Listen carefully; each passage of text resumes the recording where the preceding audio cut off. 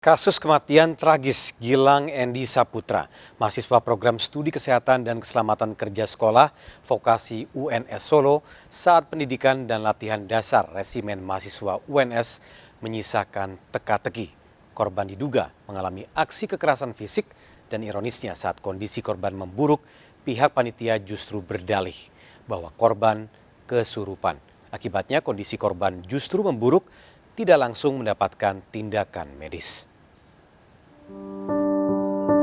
Sedih teramat pedih terlihat dari keluarga Gilang saat ditemui tim delik. Hingga kini keluarga terus menuntut keadilan atas kematian Gilang. Kami benar-benar merasa tidak bisa membayangkan Mas Gilang akhirnya mendapatkan nasib seperti itu. Dan kami benar-benar tidak akan memaafkan siapapun yang terlibat dalam kasus ini. Benar kami tidak bisa memaafkan mereka. Kami minta keadilan. Saya akan kembali kepada kawan-kawan untuk komitmen kita. Pengusutan tuntas atas kasus meninggalnya Gilang dalam diklat Menwa di UNS mendapat dukungan dari rekan sejawatnya. Siapa pembunuh Gilang? Ratusan mahasiswa UNS berunjuk rasa menuntut pihak kampus dan Menwa tidak lari dari tanggung jawab atas kasus ini.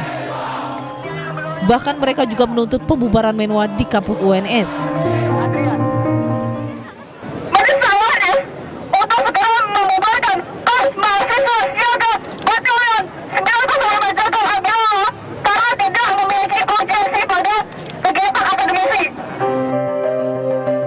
Merespon derasnya tuntutan pembubaran Menwa dari berbagai kalangan, pihak UNS saat ini hanya bisa membentuk tim evaluasi. Sayangnya tak dijelaskan lebih rinci siapa-siapa yang masuk dalam tim evaluasi dan apa targetnya.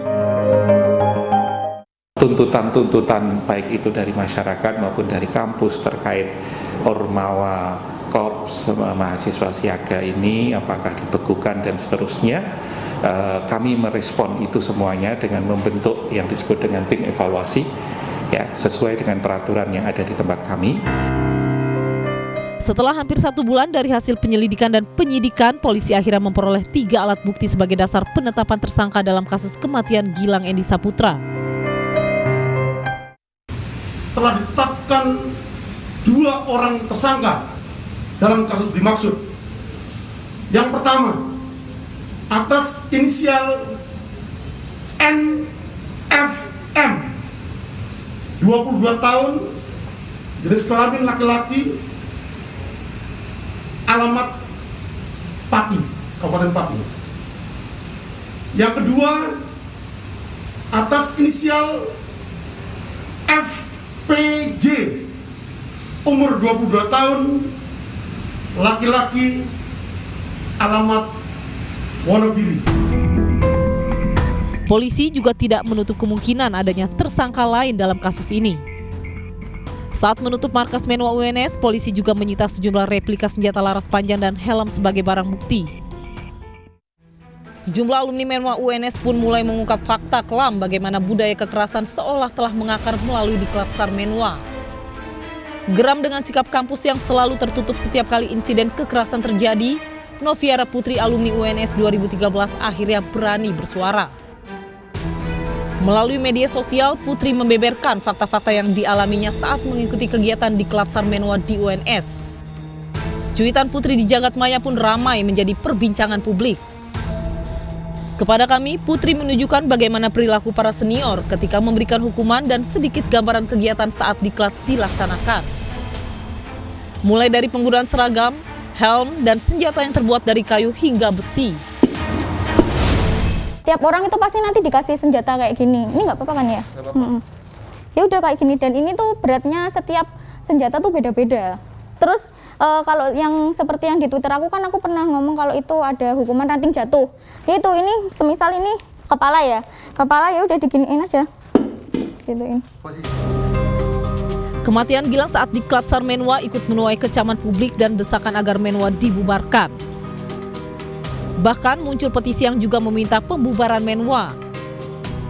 Menanggapi maraknya desakan pembubaran Menwa, kriminolog Luki Nur Hadianto menilai desakan publik tersebut perlu dikaji melalui sejumlah evaluasi.